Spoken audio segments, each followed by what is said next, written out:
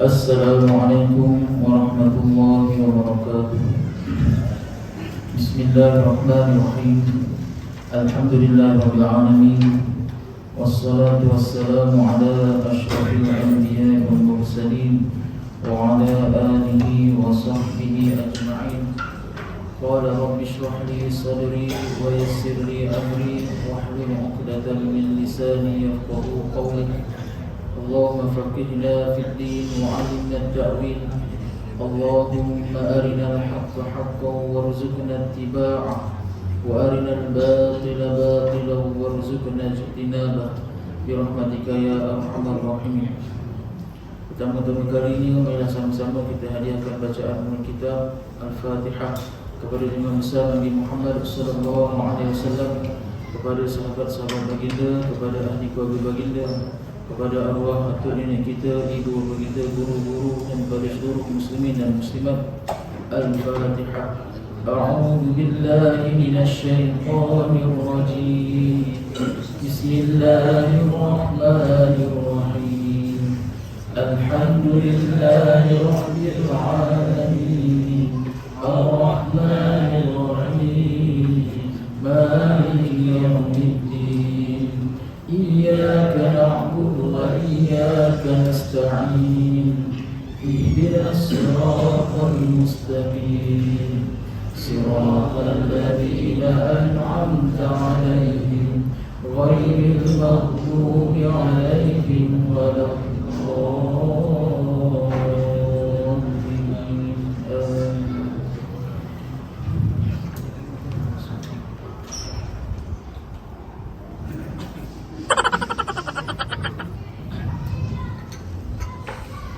Alhamdulillah, syukur pada Allah Subhanahu wa taala. Dengan limpah dan kurnianya dapatlah sama-sama kita menunaikan salat maghrib secara berjemaah. Dan pada penghujung bulan 2 ini kita menyambung kitab pengajian kita, iaitu Misteri Alam Kubur. Bagi yang ada kitab boleh buka pada muka surat ke-78.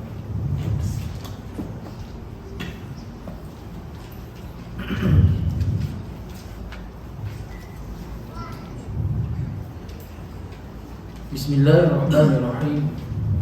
Perenggan yang kedua masih lagi dalam tajuk bicara kubur, iaitu kubur akan berkata-kata kepada kita yang sedang berjalan atasnya, yang berlengah-lengah di atasnya, yang bermain-main di atasnya, yang beribadah pun di atasnya.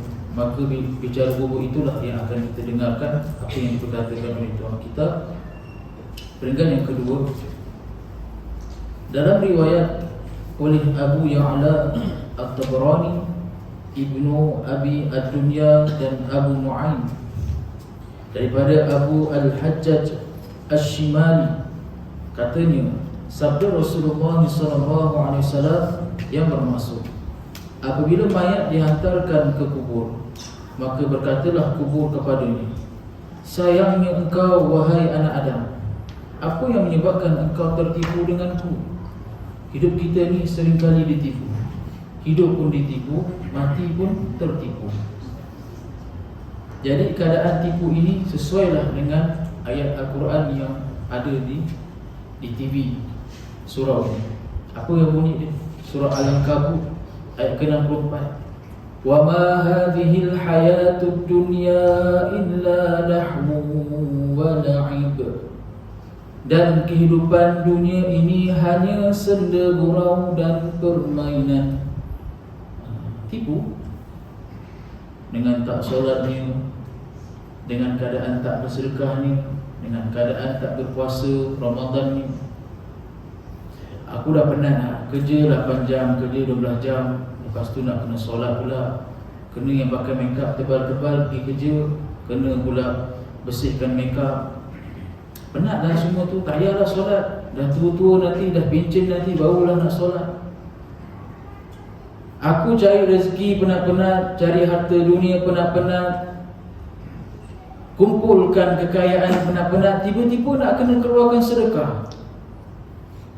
Aku kerja dah penat, angkat berat, kerja kontrak, tiba-tiba kena berpuasa. Jadi itu semua adalah tipu. Tipu yang mendatangkan hasil di atas dunia saja. Bila ke akhirat, maka ia muflis selama-lamanya. Sayangnya engkau, wahai anak Adam, apa yang menyebabkan engkau tertipu denganku? Tidakkah engkau tahu bahawa aku rumah fitnah, iaitu ujian, rumah kegelapan, rumah keseorangan, dan rumah bulan?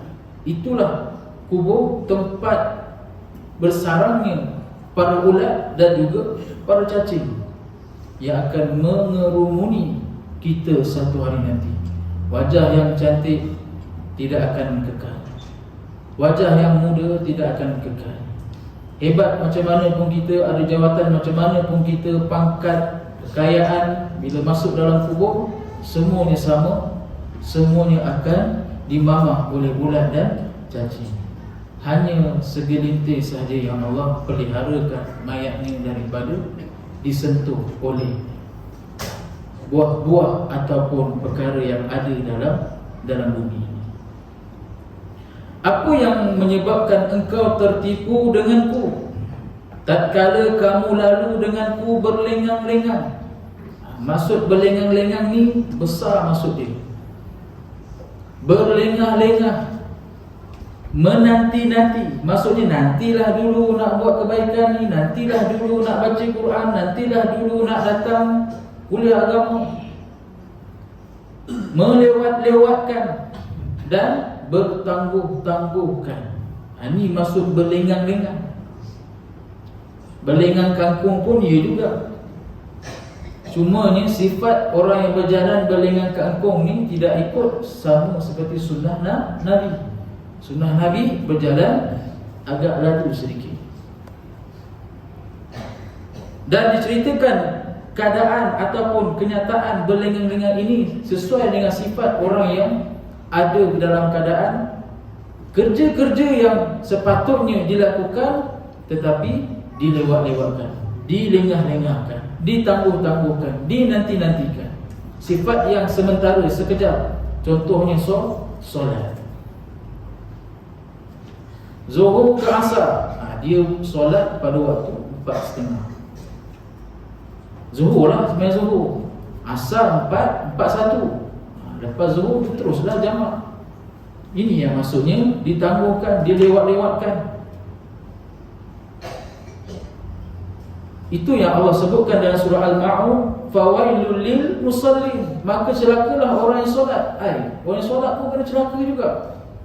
Ni bukan celaka bahasa orang Melaka tuan-tuan. Ni bahasa Allah. Maksudnya yang dicelakakan ini ada dua golongan. Pertama, yang lewat-lewatkan, yang tangguh-tangguhkan ibadah solat. Yang kedua, tidak menjaga rukun dan syarat wajib solat. Main hentam promo saja. Datang dah solat berjemaah, main hentam promo saja. Bila bab bersedekah, tangguhlah dulu, nantilah dulu. Aku belum pencen lagi, dah pencen nanti barulah nak bersedekah, dah ada duit, dah ada pencen. Dah pencen pun tak sedekah juga. Berlengah-lengah. Begitu juga puasa. Tengah muda ni banyakkan untuk qada puasa. Mungkin masa kita sebelum kahwin banyak tinggalkan puasa. Kena pula nikah pada bulan Syaban. Bulan Ramadan apa buat? Terlanjur ustaz. Dah banyak tempoh nak kena bayar. Sebab tu orang dulu-dulu nikah Syaban ni tak ada dah. Perkataan nikah jemputan kenduri kahwin tak ada. Orang dulu-dulu lah. Sebab dia menjaga benda ni tuan-tuan. Yang saya dengar lah. Saya tak sempat macam dulu-dulu ni. Tahu-tahu sekarang muda ni. Nak ceritakan di sini, bila keadaan itu berlaku, maka banyak yang langgar pantang larang yang Allah sebutkan. Bulan puasa pun dia main terus saja. Itu berlengah dalam keadaan sudut sementara atau sekejap. Menanti-nanti, menunggu-nunggu keadaan nak bertaubat. Ini mujur tak lama lagi nak bulan Ramadan. Okeylah, tunggulah bulan Ramadan baru nak bertaubat. Dah masuk bulan Ramadan, dah kunjung tiba dah. Bukan tak kunjung tiba, dah kunjung tiba bulan Ramadan. Tak taubat lagi, tunggu 10 Ramadan yang terakhir. Time tu ada feel. Kena pula ustaz-ustaz yang datang tu suara merdu apa semua, nak nangis bagai baru seronok kita nak bertaubat. Ni ada golongan macam ni tuan-tuan, bertangguh-tangguh, menanti-nanti, melewat-lewatkan, berlambat-lambatkan perkara yang merupakan suatu tuntutan. Bila Allah uji seseorang dalam keadaan susah, baru nak bertaubat. Ni banyak berlaku apabila di katil hospital. Contoh hospital Melaka kita dekat dengan masjid negeri. Dan masjid negeri pun para Bilal semua hebat-hebat. Lawangan azan dia tu, semua berdu-berdu. Bila Bilal lawankan azan, Allahu Akbar, Allahu Akbar, menangis dia di katil hospital, mengenang keadaan masa aku muda, masa aku sihat. Aku tak, bila dengar azan, aku tak datang pun rumahmu ya Allah. Aku tak datang pun sujud padamu ya Allah. Bila dengar azan ni, hati aku sayu melihat keadaan dosa yang aku telah lalui. Engkau kurniakan aku musibah seperti ini, aku sedar diri. Kadang-kadang bukan kita yang sakit, tapi ahli keluarga kita yang sakit. Bila dengar lawangan azan ni pun kita turut menangis, melihat nasib mak kita, ayah kita. Sebab hospital ni seperti mana yang saya sebutkan minggu lepas, duka banyak ada. Sifat dia banyak kesedihan, duka melihat orang sakit sana sini. Yang lagi sedih adalah mendengar akan kematian, baru mati, baru meninggal. Dan Allah sebutkan dalam surah Yunus ayat ke-12, wa idza massal insana ad-durru. Dia ayat dia panjang, saya pecahkan sikit-sikit. Ni Allah sebutkan sifat manusia. Bila ada manusia dirasakan dengan mudarat, maksudnya manusia akan sentiasa menghadapi kesusahan sebagai suatu cubaan atau ujian pada kita. Memang hidup atas dunia ini penuh dengan ujian.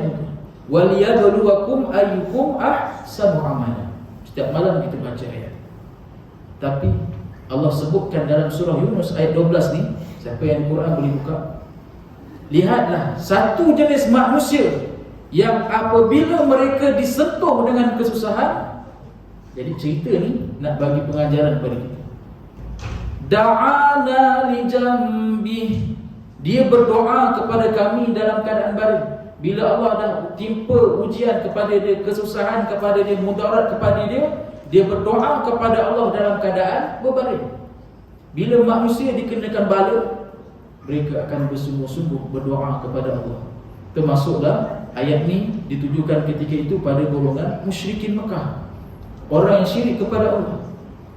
Waktu itu mereka dah terbaring, diingat, mereka ini ingat kepada Allah. Tak putus-putus mereka berdoa mengharap kepada Allah untuk mengeluarkan mereka daripada masalah yang dikenakan kepada mereka. Contoh macam tadi kat hospital, katil hospital, baring berdoa, ya Allah, melalui linangan air mata melihat dosa-dosa yang pernah dia lakukan.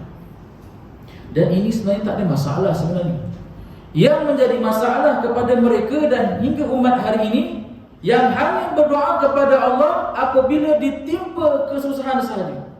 Waktu-waktu lain tak ingat berdoa lagi kepada Allah, dan mereka tak ingat lagi kepada Allah. Ini nak disebutkan sifat manusia yang buruk, di mana mereka hanya mula berdoa kepada Allah bila dah teruk keadaan sampai terbaring. Ni Allah sebut dalam Al-Quran. Bila terbaring ni maksudnya nazak sangat dah tu tuan-tuan, sampai terbaring tak boleh buat apa-apa. Waktu tu habis ikhtiar dah, dan sekarang barulah mula nak berharap kepada Allah. Allah teruskan lagi ayat dia. Al-Qa'idan. Qa'idan ni apa? Sedang duduk. Bukan sahaja waktu baring, waktu duduk-duduk pun mereka teringat dan berdoa kepada Allah. Kalau tadi itu teruk sangat baring, sekarang dah boleh duduk sebab Allah dah angkat sedikit kesembuhan ataupun sedikit masalah mereka, beban mereka. Tapi masih lagi berdoa sebab belum sepenuhnya baik, belum sepenuhnya pulih, belum sepenuhnya selesai masalah. Allah teruskan lagi sifat keadaan orang seperti ini. Au qaiman, ataupun berdiri. Bila manusia ditimpa kesusahan, barulah mereka akan ingat Allah. Dalam semua keadaan, sama ada baring, duduk ataupun berdiri. Maknanya cerita dia sepanjang masa akan ingat dan doa kepada Allah. Bila dah berdiri tu tuan, takkan berdiri tercegar macam kayu. Mesti kita berjalan. Bila berjalan, saya tak nak orang seperti ini, time berjalan pun ingat pada Allah, ingat berdoa kepada Allah dalam kurungan kesusahan, ketika susah. Dan disebutkan oleh para mufassirin ayat ini, doa mereka pula banyak yang sampai tidak turun tangan, sentiasa menadah tangan saja. Ini Allah sebutkan juga dalam surah Al-Fussilat ayat ke-51. Saya bacakan maksud dia. Dan apabila kami kurniakan nikmat kepada manusia, berpalinglah dia serta menjauhkan diri daripada bersyukur. Dan apabila ditimpa kesusahan, maka dia berdoa merayu dengan panjang lanjut. Ini orang yang disebutkan sebagai orang yang minta doa kepada Allah dalam keadaan susah saja. Adapun bandingan untuk orang beriman, disebutkan dalam surah Ali Imran ayat ke-91 yang bermaksud orang-orang yang menyebut dan mengingati Allah semasa mereka berdiri, semasa duduk dan semasa mereka berbaring menyiring. Maknanya orang beriman itu ingat Allah dalam semua keadaan. Dalam ketika sihat, dalam ketika senang, dalam ketika selesa. Orang yang tak beriman pula hanya ingat pada Allah bila ada masalah saja. Dah sakit dan sebagainya, baru ingat. Yang sepatutnya ingat kepada Allah semasa senang, supaya Allah ingat kita di waktu susah. Ini yang berlaku kepada Abu Darda. Apabila datang seorang kata kepadanya, nasihatkanlah aku wahai Abu Darda. Lalu Abu Darda pun mengatakan, ingatlah pada Allah ketika engkau dalam kesusahan. Ingatlah Allah ketika engkau dalam senang, maka Allah Azza wa Jalla akan mengingatimu ketika engkau dalam kesusahan. Ayat ni kita boleh sampaikan kepada sahabat-sahabat kita yang terlantar sakit. Kita ziarah datang rumah dia, buat ziarah kasih ke, junjung kasih ke. Boleh sampaikan ayat ini kepada sahabat kita tuan-tuan, supaya nanti bila diingat dia senang, diingat Allah, maka bila susah Allah pun akan ingat dia. Kita lihat pengajaran daripada Nabi Yunus. Sebab ni surah Yunus. Nabi Yunus AS adalah hamba Allah yang sangat rajin mensucikan namanya, rajin bertasbih dan selalu memurnikan semua ibadah hanya kepada Allah SWT. Lalu Allah selamatkan Yunus AS sebab baginda dia rajin bertasbih. Bertasbih pada saat semasa senang, bukan hanya ke dalam keadaan kesukaran, kesusahan. Andaikan bukan kerana baginda ni rajin bertasbih, pasti Nabi Yunus akan tetap berada di dalam perut ikan sampai kiamat. Yang Allah sebut dalam surah As-Saffat ayat ke-142, 144. Saya bacakan maksud dia. Maka dia ditelan oleh ikan besar dalam keadaan tercela. Kalau sekiranya dulu dia bukan termasuk orang-orang yang banyak bertasbih, nescaya dia akan tetap tinggal di perut ikan itu sampai hari berbangkit. Jadi ayat ini jelas mengutuk sifat musyrikin yang hanya berdoa ketika susah saja. Dan seterusnya Allah sambung ayat, falamma kashafna anhu durrahu, tetapi setelah kami hilangkan bahaya itu daripadanya. Maksudnya bila dia Allah uji dengan mudarat, kesusahan, kesakitan, dia minta pada Allah dalam keadaan baring, duduk, berdiri. Kemudian Allah kata, Allah hilangkan bahaya, Allah angkat penyakit, Allah bagi kemudahan, memudahkan segala urusan. Ini adalah apa yang mereka lakukan apabila Allah mengangkat kesusahan itu, iaitu bila dia sudah menjadi senang semula, masalah pun tak ada kan? Lihat apa yang dia lakukan pula lepas tu. Ni Allah sebutkan, marra, dia berlalu. Maksud dia berlalu ni bagaikan tak ada apa-apa. Maksudnya selepas susah dia hadapi itu, apa sahaja peristiwa mudarat Allah telah angkat, dia berlalu pergi. Dia hidup balik macam biasa je, macam sebelum tu, tidak taat kepada perintah Allah. Kalau tadi contoh dekat atas katil hospital, ni kira konteks berlengang-lengang ni tuan-tuan. Time dengar azan, time dengar baca ayat Quran, dia sedih. Bila dah sihat, langsung tidak taat kepada perintah Allah. Dia pun berlalu meninggalkan doa. Sebelum ni dia bersungguh-sungguh berdoa, waktu baring, waktu duduk, waktu berdiri, sentiasa berdoa kepada Allah.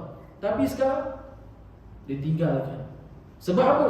Dia sudah tidak berharap kepada Allah. Habis madu, sepah dibuang. Ini yang banyak berlaku tuan-tuan. Dan kalimah marra ini juga bermaksud berterusan. Bukannya dalam satu ketika je. Dia dah, Allah dah angkat segala kesusahan, kemudian dia dah pergi jauh meninggalkan Allah, kemudian dia berpatah balik. Tak. Ini Allah sebutkan sifat manusia, dia berterusan. Dia tak ingat lagi pada Allah, dia tak minta lagi doa pada Allah, dia tak banyak bersedekah, tak banyak turun sujud pada Allah. Semua segala bentuk ibadah ditangguhkan. Ini yang dimasukkan sebagai dalam kederhakaan kepada Allah. Mereka meneruskan amalan syirik dalam keadaan mereka tidak ingat kepada Allah Subhanahu wa taala. Dan Allah menyebutkan terus lagi ayat, ka'allam yad'una ila durri massa, seolah-olah dia tidak pernah berdoa kepada kami untuk menghilangkan bahaya yang telah menimpanya. Semasa dia bersusah, bersungguh-sungguh dia berdoa kepada Allah untuk hilangkan kesusahannya. Bila kesusahan itu diangkat oleh Allah Subhanahu wa taala, dia buat je, macam dia tak pernah berdoa kepada Allah untuk mengangkat kesusahan, kesakitan yang dia ada. Dia lupa yang Allah telah mengangkat kesusahan. Maksudnya di sini apa? Dia tidak mengucapkan syukur langsung kepada Allah kerana telah menyelamatkannya. Orang yang bersyukur bukan hanya satu dua ketika saja, dia akan sentiasa bersyukur. Contohlah macam kita pun pernah lalui satu ketika, bila kita dah bantu orang tu, esoknya tu orang tu pun WhatsApp kita ataupun call kita, cakap terima kasih tuan, tolong saya. Tak lama lepas tu dia datang rumah kita pula, hantar barang apa sebagai tanda penghargaan sebab dah kita dah bantu dia. Itu orang yang mengenang jasa tu. Tapi kena ingat, bila kita bantu seseorang, ini dalam cerita lain pula, tapi dalam bab kadang-kadang kita ada sifat, aku dah tolong dia, terima kasih pun tak ada. Mana bahasa kau ni? Contoh kita dekat jalan raya, kita nampak orang kereta rosak, kita datang betulkan, tolong bantu dia, call ke apa ke. Lepas tu isteri kita pun tanya, bang, dah settle lah, dah settle. Dia tak ada bagi apa-apa ke? Terima kasih pun tak ada. Orang yang dalam golongan ahli abrar, orang-orang yang melakukan kebajikan, Allah sebutkan dalam surah Al-Insan yang selalu kita dengar pada pagi Jumaat, innama nut'imukum liwajhillahi la nuridu minkum jazaa'an wala syukura. Sesungguhnya kami mohon, kami yang memberi makan kepada kamu kerana Allah semata-mata, kami tidak berkehendakan sebarang balasan dari kamu ataupun wala syukur, ataupun ucapan terima kasih daripada kamu. Ini Allah sebutkan golongan abrar. Bila kita dah bantu orang, dia tak ucap terima kasih pun, kita tak ada masalah. Sebab kita bantu tu kerana apa? Bukan kerana nak dengar dia cakap terima kasih tuan-tuan. Kita bantu sebab Allah. Lepas ni, kalau kita dah bantu orang, kita mengharapkan walaupun setidak-tidaknya terima kasih, ingatlah, belum lagi capai tahap keikhlasan. Memang kita cakap bantu ni kerana Allah, lillahi ta'ala. Tapi bila Allah uji sikit, dia tak cakap terima kasih, kita dalam hati berkata-kata, apa dia, aku bisa bayar terima kasih pun tak ada. Jauh kita ikhlas tuan-tuan. Orang ikhlas, Allah uji, dia tak cakap terima kasih pun, tak apa, aku buat ni kerana Allah, bukan nak dia punya terima kasih tu. Ini nak menunjukkan bahawa keadaan itu, apa yang berlaku kepada Allah, orang yang dalam keadaan susah, bila dia berdoa, Allah hilangkan kesusahannya. Bila Allah dah hilangkan kesusahannya, dia pun berlalu begitu saja, ibarat macam sebelum ni tak pernah langsung berdoa kepada Allah. Apa perasaan kita tu? Adakah benda ni patut? Patut ke benda ni berlaku dalam kalangan kita? Tentulah tak patut. Bayangkanlah kalau ada orang masa dia susah berkali-kali minta pertolongan kepada kita, maka kita bantu juga, kita bagi juga pertolongan kepadanya. Tapi dah selesai masalah ni, jumpa pun tak bagi salam. Macam kau tak kenal aku je, aku itu kan tolong kau, bagi salam pun tak ada. Itulah perasaan kita terhadap orang sebegini. Allah sambung lagi ayat, kadzalika zuyyina lil musrifin, begitulah dihiasi kepada orang-orang yang melampau itu. Ni Allah sebutkan sifat. Tadi Allah uji dengan kesusahan, kemudian dia berdoa dalam keadaan baring, berdiri, duduk. Dah lepas tu Allah hilangkan apa segala musibah yang berlaku pada dia. Kemudian bila Allah dah hilangkan musibah apa semua, dia berlalu macam tu dia, ibarat macam tak pernah doa. Dan Allah sifatkan orang seperti ini melampau. Musrifin ini maksudnya orang-orang yang melampau. Bila mereka melakukan sesuatu yang melampau-lampau dalam perbuatan itu, terutama sekali dalam perkara-perkara yang melibatkan keadaan syiriknya seseorang. Masa susah mereka berdoa, kemudian bila dah senang dia kembali syirik kepada Allah, menduakan Allah, minta bantuan lain selain daripada Allah. Ini berlaku kepada golongan musyrikin. Sebab tadi saya sebut musyrik ni orang yang syirik kepada Allah. Jadi mereka ni terlalu melampau dalam kehidupan. Kerana melampau dalam hiduplah yang menyebabkan manusia menghadapi masalah. Melampau dalam bergembira, melampau dalam media sosial, melampau dalam keadaan kita bergelak ketawa. Minggu lepas atau 2 minggu lepas, malaikat maut tengok je, aku tak lagi nak ambil nyawa kau ni, kau boleh bergelak lagi. Jadi ini mengajarkan kita supaya tidak melampau dalam hidup kita. Termasuklah dalam keadaan kita melakukan ibadat dan doa sekalipun. Biarlah amal ibadah kita tu sedikit, tapi hendaklah istiqamah, seperti mana yang disebutkan oleh khutbah minggu lepas. Kita janganlah jadi seperti orang yang Allah kata melampau seperti dalam ayat ini. Dan ayat terakhir sekali, makanu ya'malu, apa yang selalu mereka kerjakan. Orang yang melampau ni, sifat dia ataupun dia ni nampak cantik amalan yang dilakukan. Dia sangka dia dah hebat. Dia sangka aku masa sakit aku dah puas dah berdoa, berlinang-linang dah air mata, bila aku sihat ni tak payahlah lagi. Nanti bila Allah bagi aku sakit, aku mulalah balik berdoa kepada Allah. Sama ada dalam kedudukan yang seperti tadi, baring, duduk, berdiri. Dia lupa bahawa hanya banyak berdoa kepada Allah bila mempunyai masalah saja. Waktu lain dia lupa langsung. Dan ayat ini juga bukanlah nak menghalang kita daripada berdoa.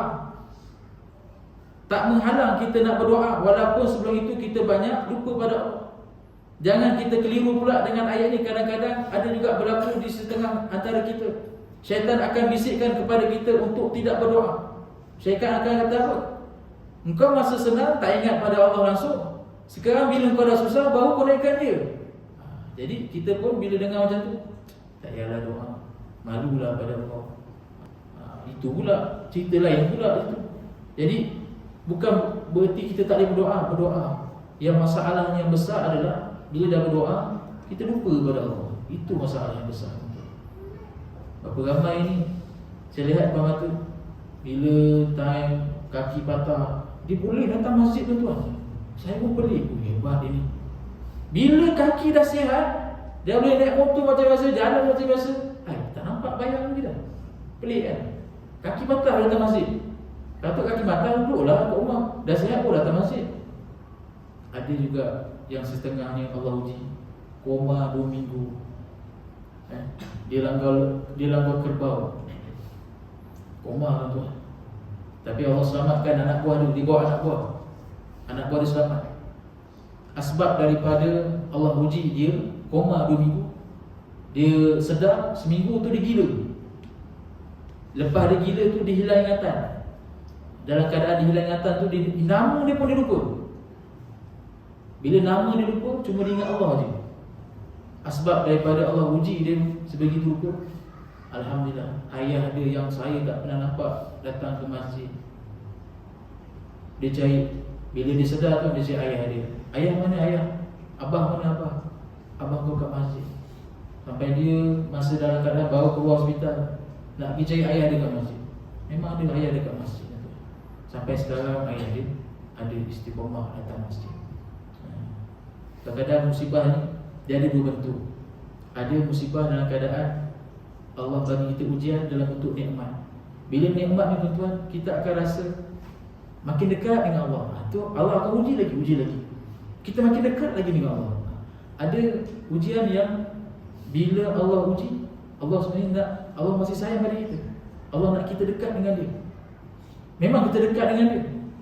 Dia pecah pula 2. Satu yang makin dekat dengan dia, bila dah sihat, bila dah hilang masalah, dia jauh balik pada Allah. Ni yang tadi kita dengar tadi, surah Yunus ayat 12. Lepas tu yang satu pihak lagi, bila Allah uji, dia makin dekat dengan Allah. Dia banyak perubahan. Dia solat berjemaah, mengaji, mula meninggalkan dunia ni perlahan-lahan. Jadi ada banyak kategori-kategori manusia. Kita melihat tuan-tuan, dan kita lihat ini sebagai pengajaran untuk kita, supaya kita tidak melakukan perkara yang Allah tak suruh, Allah larang, Allah tak suka. Paling tidak bila kita diuji, kita berdoa kepada Allah. Lepas kita diberi kesenangan, jangan tak berdoa lagi kepada Allah. Terus menerus kita ingat kepada Allah. Benda ni pun kita boleh nasihatkan kepada sahabat-sahabat kita yang terlantar sakit. Kita datang ziarah rumah dia. Ini benda ni kita berceritakan tuan. Waktu susah ni kau ingat Allah betul-betul. Dah sihat nanti, dah sihat, dah senang, engkau dah berjalan. Jangan lupa datang rumah Allah. Jangan lupa datang solat berjemaah gitu orang. Bila ada kuliah tu datang, tunggulah kejap. Jangan makan ni. Kita bergurau lah dalam kita sedang berkata-kata tu. Jika orang itu orang yang baik, maka dijawabkan untuknya oleh soalan kubur itu, tidakkah engkau lihat bahawa dia ni seorang yang menyuruh yang ma'ruf dan mencegah kemungkaran? Kalau tuan-tuan, contoh, kalau ada anak ataupun isteri yang tidak menutup aurat, boleh tak kubur nak bantu kita untuk jawab sebegini rupa? Tidakkah engkau lihat bahawa dia ni seorang yang menyuruh yang ma'ruf dan mencegah kemungkaran? Boleh tak? Ini banyak berlaku ni. Suami yang meninggal dunia, meninggalkan isteri dan anak yang tidak menutup aurat. Bagaimana? Adakah kubur boleh tolong jawab seperti ini? Orang yang dekat dia tak boleh nak mencegah kemungkaran, yang tak boleh nak menyuruh perkara yang ma'ruf. Boleh tak boleh? Boleh? Mana boleh? Kan? Kecuali sekiranya suami masih hidup, dia bersusah payah nasihat isteri dengan anak-anak dia, tapi tak juga dengar nasihat. Dah siap bergaduh lah. Bila sebut pasal aurat dia bergaduh. Perang dingin seminggu. Bila tak sebut je pasal aurat, okey lah. Lama dia okey. Kadang ada uji. Bila dia meninggal, maka dia dah lepas tanggungjawab. Ni yang cerita tak bertanggungjawab. Memanglah aurat ni kita nampak benda yang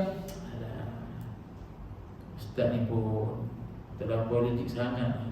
Takkanlah nak keluar rumah siram pokok bunga, angkat kain baju.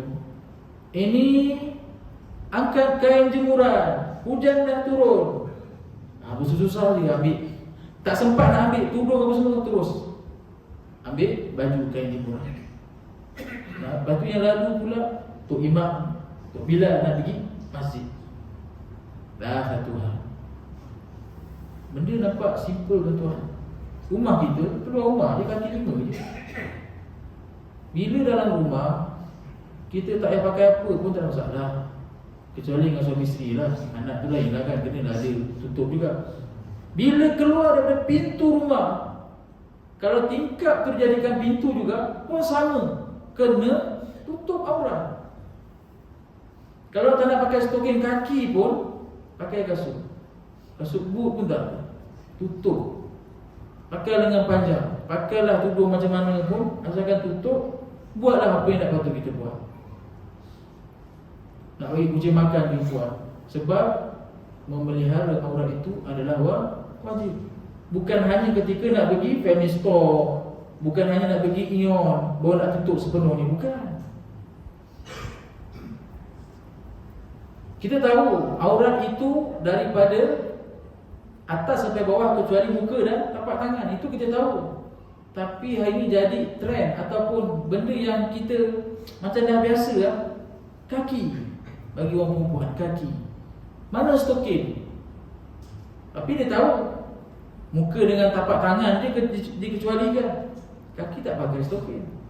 Naik motor pun banyak yang nampak kaki, kulit kaki. Ni banyak terdapat pandang oleh para suami dan para ayah. Kena tuan. Selagi mana anak perempuan kita belum dinikahkan oleh mana lelaki, selagi itu kita masih bertanggungjawab atas apa yang dia buat. Dia buat baik dan pahala, dia buat dosa, kita pun tersangkut paut juga. Kecuali kita dah nasihat dia cara baik, dia tak dengar macam mana kan? Dah guna rotan pun sama juga. Tapi ada juga para suami, para lelaki yang membiarkan isteri dia dalam keadaan seperti dayus. Dia suka orang lain tengok isteri dia dalam keadaan pakaian ketat, pakai tudung dah, pakai baju dah, pakai seluar dah, tapi yang semua ketat-ketat belaka. Dia suka. Dia suka bila mana? Kawan-kawan puji dia dekat komen TikTok, komen Facebook. Ustaz tengok juga. Dan kita tengah scroll Facebook tu nampak lah. Kalau tengah TikTok tengok joget tu, memanglah nampak. Kita tengok komen. Memang betul lah tuan. Oi, mantap. Macam ni je nak. Power. Macam takkan yang tengok tu orang perempuan juga. Secara lumrahnya adalah kaum lelaki. Sebab itulah kita kena banyakkan memelihara diri dan keluarga kita daripada termasuk dalam api neraka. Sebab ni lah tuan-tuan. Moga-mogalah dengan usaha kita yang kecil, kita nasihat aurat pada isteri dan anak kita. Moga-mogalah kubur yang akan menjawab seperti ini tidak akan engkau lihat bahawa dia ni seorang yang menyuruh yang ma'ruf dan mencegah kemungkaran. Banyak lagi perkara-perkara yang tentang ma'ruf dan kemungkaran. Kemudian berkatalah kubur, jika begitu aku akan bertukar untuknya menjadi kehijauan pandangan yang menyenangkan, iaitu diluaskan saujana mata memandang, dan kembalikan tubuhnya bercahaya serta rohnya dapat naik kepada Allah Ta'ala. Ibnu Mandah meriwayatkan daripada Al-Bara' bin Azib bahawa Nabi SAW bersabda yang bermaksud, apabila tiba saat kematian seseorang mukmin yang baik, maka datanglah kepadanya malaikat yang amat bagus rupanya serta amat harum baunya. Lalu malaikat itu duduk di sisinya untuk mengambil nyawanya. Kemudian datang kepadanya dua malaikat dengan membawa hanut, iaitu cendan dan kafan daripada syurga, sedang mereka duduk dari jauh memerhatikan. Maka malaikat maut pun mengeluarkan rohnya daripada jasadnya seperti keluarnya peluh. Peluh ni umpamanya adalah senang sangat peluh ni keluar. Ni cuaca panas, kita duduk kejap dekat luar, dah peluh. Keluar dah peluh kat tengkuk kita, kat dahi kita. Kadang-kadang bila masjid atau surau yang tak ada aircon, lagi ada kipas je, dibahang dia tu. waktu Zuhur dengan Asar. Kena bulan puasa lagi lah, haus. Nak ceritakan keadaan peluh itu mudah keluarnya, umpama seperti roh orang beriman keluar. Dan seperti juga disebutkan sebelum ini, bagaimana air yang keluar daripada penutup botol. Begitu mudahnya air keluar, begitulah keadaan roh orang beriman keluar. Maka apabila rohnya berada pada tangan malaikat maut, bersegeralah kedua-dua malaikat itu mengambil rohnya daripada malaikat maut. Lalu ditaruhkan kepadanya hanut dari syurga dan dikafankannya dengan kafan dari syurga. Kemudian kedua-dua malaikat itu membawa roh itu naik ke syurga. Lalu dibukalah untuknya pintu langit dan sekalian malaikat pun suka kepadanya, sambil mereka berkata, milik siapakah roh yang baik ini, yang dibukakan untuknya pintu-pintu langit, serta disebutkan namanya yang paling baik yang pernah dinamakan semasa di dunia. 3 ciri-ciri orang ataupun roh orang yang beriman yang akan diperlakukan apabila rohnya telah dicabut, rohnya telah dibawa keluar. Yang pertama, malaikat akan suka kepadanya sambil berkata, siapa roh ni? Baik sangat roh ni, siapa orang dia ni? Yang kedua, dibukakan untuknya pintu-pintu langit. Sebab orang yang ada masalah, walladzina kadzdzabu biayatina wastakbaru anha.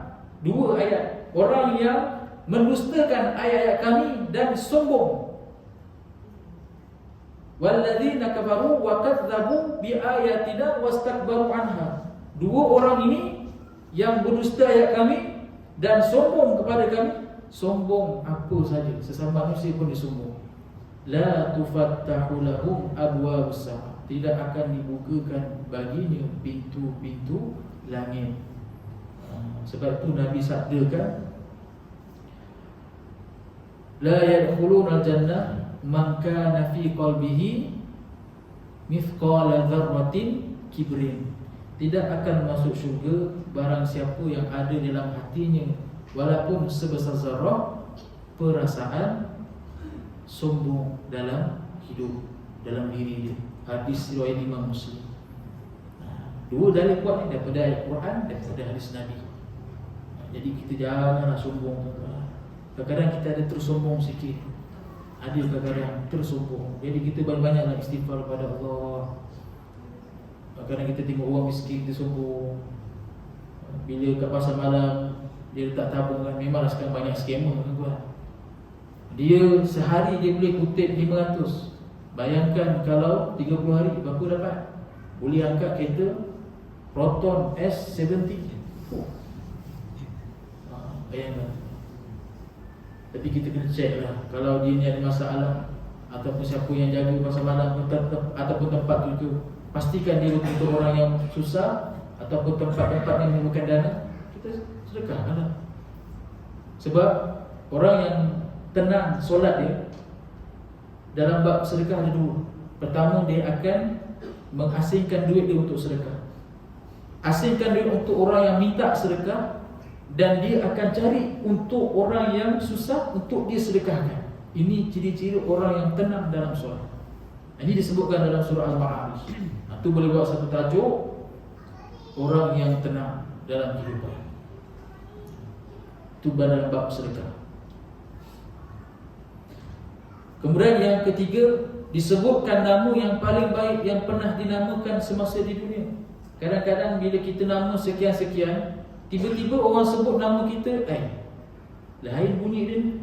Contoh, Muhammad Zaki bin Abdul Karim. Nama bapa aku Muhammad Karim. Kenapa orang sebut nama bapa aku Abdul Karim? Dia ada macam pertanyaan yang macam kita rasa, takkan nama boleh salah? Tak apalah, macam itulah. Tapi dekat akhirat sana, dalam keadaan disebutkan nama yang paling terbaik, dalam keadaan atunasi dia yang merdu, itulah gambaran bagi roh orang-orang beriman. Lalu dikatakan, inilah roh si fulan.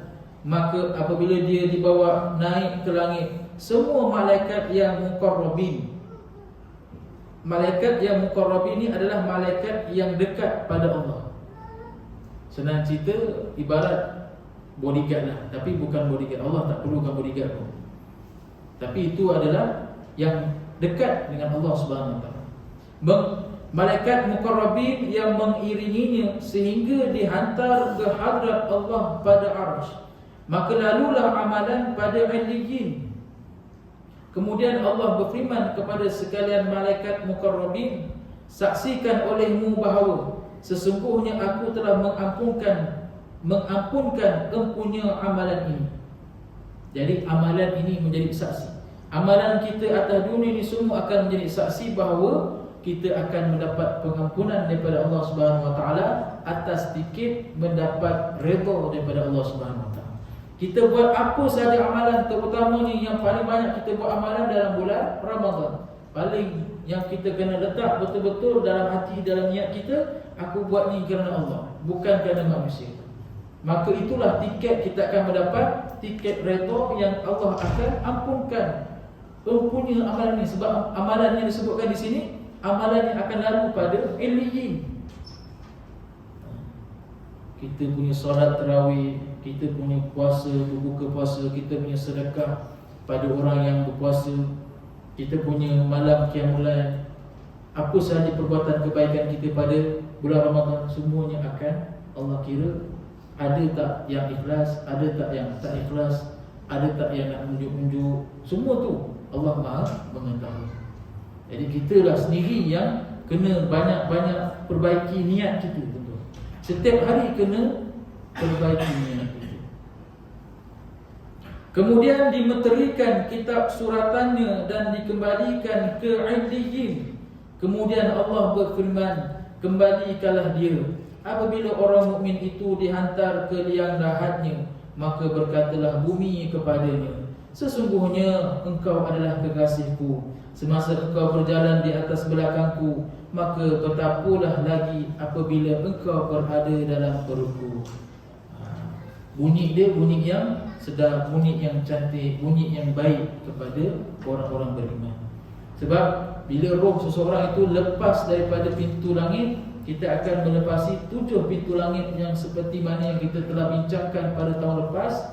Panjang lebar 7 pintu langit. Lepas itu kita akan bertemu dengan Allah Subhanahu Wa Taala dalam keadaan roh kita bertemu. Selepas daripada itu kita akan dihantar sebelum ke liang lahat. Inilah keadaan yang bicara kubur yang akan berkata kepada kita, engkau adalah kekasihku semasa engkau berjalan di atas belakangku, maka betapalah lagi apabila engkau berada dalam perutku, maka engkau akan lihat apa yang aku lakukan untukmu. Apa yang kubur akan buat? Akan dibukakan pintu ataupun dibukakan seluas-luasnya, ibarat saujana mata memandang, diberikan cahaya. Tidak ada dalam istilah kegelapan bagi mereka yang roh itu orang beriman. Kemudian dibukakan baginya keluasan di dalam kuburnya sejauh mata memandang, dan dari arah kepalanya dibukakan pintu neraka, seraya dikatakan kepadanya, perhatikan olehmu ke tempat yang Allah hindarkan siksaan daripadamu. Jadi orang yang mendapat kebahagiaan juga akan dinampakkan keadaan di dalam neraka, ataupun dibukakan pintu neraka baginya, namun bukan untuk dimasukkan, tapi disebutkan di sini, kau tengok, inilah tempat yang Allah telah hindarkan kepadamu dari siksaan. Sebab engkau dekat dunia, orang beriman ibarat penjara. Nak buat itu tak boleh, nak buat ini tak boleh, ada di batang haram. Nak minum arak tak boleh, nak buat dosa pun tak boleh, nak berdua-duaan dengan girlfriend pun tak boleh, semua tak boleh. Tapi kesannya kita akan mendapat kebahagiaan, sebab kita berjaya menurut apa yang Allah suruh, dan Allah suruh taat. Kemudian dikatakan kepadanya, tidurlah kamu dengan tenang. Maka pada ketika itu tidak ada yang paling disukai oleh orang itu melainkan segera berlakunya kiamat. Jadi bagi orang beriman, roh orang yang berbahagia, tempat rehat kita adalah di dalam kubur. Atas dunia ni banyak program kebaikan yang kita nak buat. Kalau yang suka pergi kuliah subuh, satu hari tu dia 7 kuliah. Kuliah subuh, kuliah duha, kuliah zuhur, kuliah asar, kuliah maghrib, kuliah isyak, kuliah sampai macam-macam kuliah. Lepas tu dia nak cari rezeki lagi, macam-macam. Jadi keadaan seperti itu tak ada rehat. Tidur pun 4-5 jam dia. Itu pun banyak lah tu sebenarnya, tidur 4-5 jam tu. Kemudian bangun balik nak tahajud apa semua. Kita hidup kita sama seperti hari yang sebelum-sebelum ni. Cuma kita tambahkan lagi dengan amal-amal ibadah, majlis ilmu. Bila kita mati, kita akan rehat di dalam kubur buat selama-lamanya. Dan dalam keadaan rehat itu, kita tak sabar, ya Allah, bila nak masuk syurga ni ya Allah. Dan masa itu akan dipercepatkan bagi orang beriman, yang akan dibangkitkan.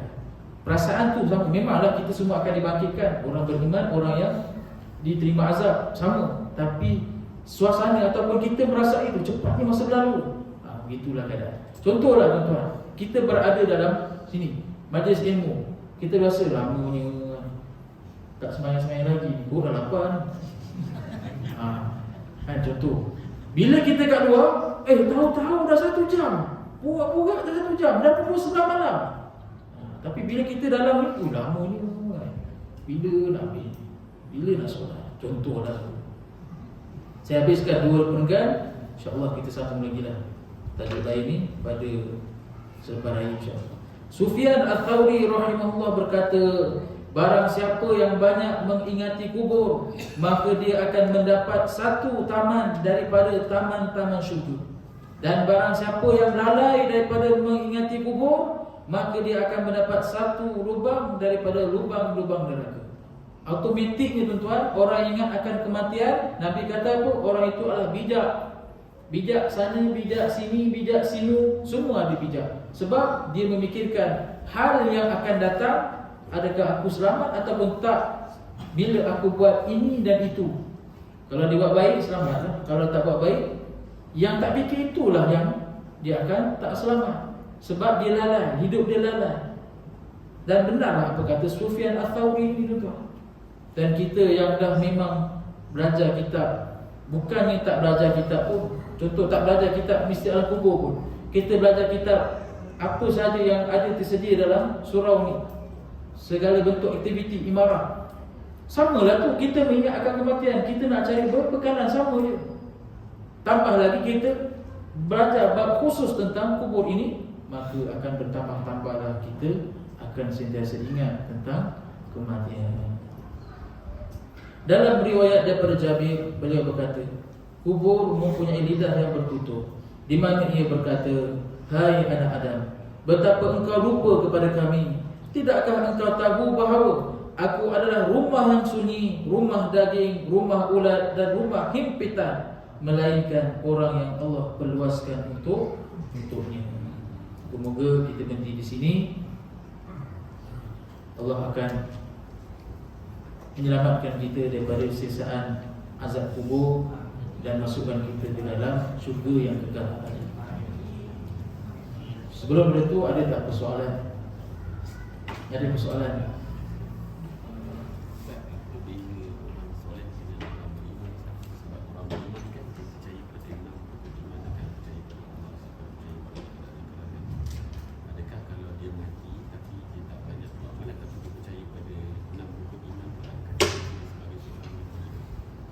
Baik.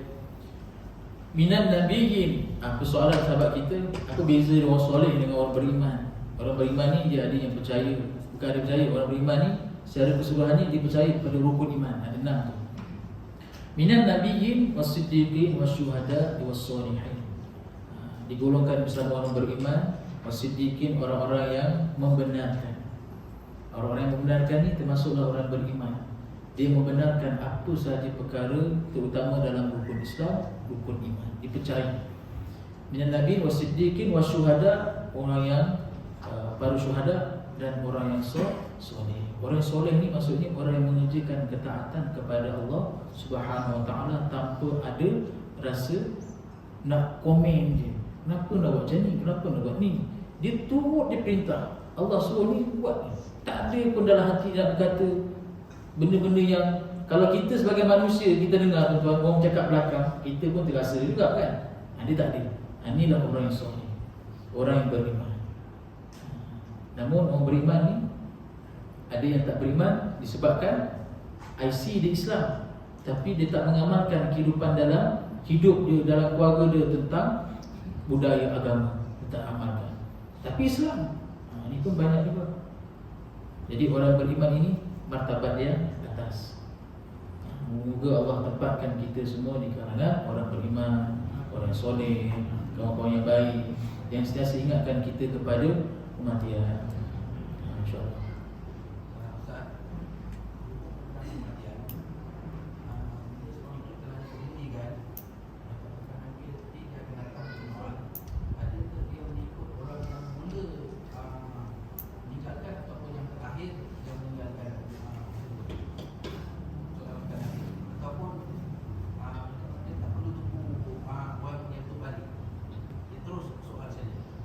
Baik. Dalam hadis Nabi SAW, kita pun ketahui selesai 7 tapak kaki manusia, maka akan datanglah malaikat munkar dan nakir. Tapi dalam perbahasan kitab kita ni, ada akan satu malaikat yang terlebih dahulu datang sebelum malaikat munkar dan nakir, iaitu malaikat ruman. Malaikat ruman ni dia, tugas dia adalah untuk suruh supaya setiap yang baru masuk ke dalam liang lahat kubur ni, dia kena tulis segala apa yang dia telah lakukan atas dunia. Ini yang disebutkan. Saya tak ingat dah lepas tu belum? Belum lagi kan? Saya tak ingat. Belum lagi. Sebab tak tahu kan? Belum lagi lah. Dan di situ kita akan diberikan kelebihan untuk diingatkan semula. Walaupun masa sebelum kita mati tu kita dah nyamuk, kita akan diberi ingatan semula. Kita yang tak pandai menulis butuh huruf, semua akan dipandaikan ketika itu. Dan disebutkan dalam satu hadis itu, selama 1 hari saja untuk selesaikan perkara itu, barulah malaikat munkar dan nakir akan datang. Namun pada itu dalam situasi benda yang gaib yang kita nampak hari ini, seperti mana yang Tuan sebutkan persoalan, kadang-kadang ada juga tok-tok guru yang anak murid dia duduk di atas perkuburan bacakan Al-Quran berhari-hari, betul tak? Antara ini ya, mungkin dia nak ambil barakah supaya malaikat tidak soal. Tapi lambat laun pun akan soal juga. Cuma itu dari sudut pengiraan akal kita. Namun bila berlaku yang perkara yang gaib ini, kita serahkan pada Allah, sama ada cepat ataupun lambat, semua akan disoal. Semua akan disoal. Berkait rapat dengan tajuk kita yang akan datang selepas raya, soalan 2 malaikat. Ini memang cantik ni soalan. Dan saya rasa mungkin yang malaikat rumah kat sini. Betul, malaikat rumah betul. Lepas raya lah insya-Allah, panjang umur kita jumpa lagi. Sebelum pada itu, semasa kuliah saya yang saya bagi pada tuan-tuan, ada terkasar bahasa, tersilap bicara, gaya bahasa saya, pandangan saya atau memberi kesan pada tuan-tuan yang tidak baik, saya minta maaf. Mungkin ada kesilapan pada saya, ataupun ada yang nak komen saya, tak ada masalah, boleh bagi komen pada saya. Yang buruk-buruk boleh saya untuk upgradekan diri saya. Dan insyaAllah kita bertemulah pada selepas raya, panjang umur. Saya doakan supaya tuan-tuan dan kita semua mendapat kesihatan yang berpanjangan, dipanjangkan umur, untuk kita beramal ibadah pada bulan Ramadan yang akan datang. Moga-moga kita dipertemukan dengan malam Lailatul Qadar, dan Allah ampunkan dosa-dosa kita, masukkan kita ke dalam syurga insya-Allah. Aku qauli hadza wa astaghfirullahal azim li wa lakum. Wassalamualaikum warahmatullahi wabarakatuh. Bismillahirrahmanirrahim. Allahumma hawwin alaina fi sakaratil maut. Ya Allah, ringankanlah ke atas kami saat sakaratul maut. Selamatkanlah kami daripada api neraka. Maafkanlah kami di saat hari perhitungan. Ya Allah, hisabkanlah kami dengan hisab yang mudah. Ya Allah, Kau berkatilah kami pada penghujung bulan Sya'ban ini. Kau sampaikanlah kami pada bulan Ramadan dalam keadaan kami dipanjangkan umur, disihatkan tubuh badan, dan pertemukanlah juga kami pada malam Lailatul Qadar. Mudah-mudahan kami, segala amalan kami dapat Engkau makbulkan ya Allah. Rabbana atina fid hasanah wa fil akhirati hasanah wa qina adzabannar. Wassallallahu ala sayyidina Muhammad wa ala alihi wa wasallam. Walhamdulillahirabbil alamin. Sekali lagi saya mengharapkan Ustaz sebagai jenderal di Bukit Terus bagailah Ustaz siapa saya lalu saya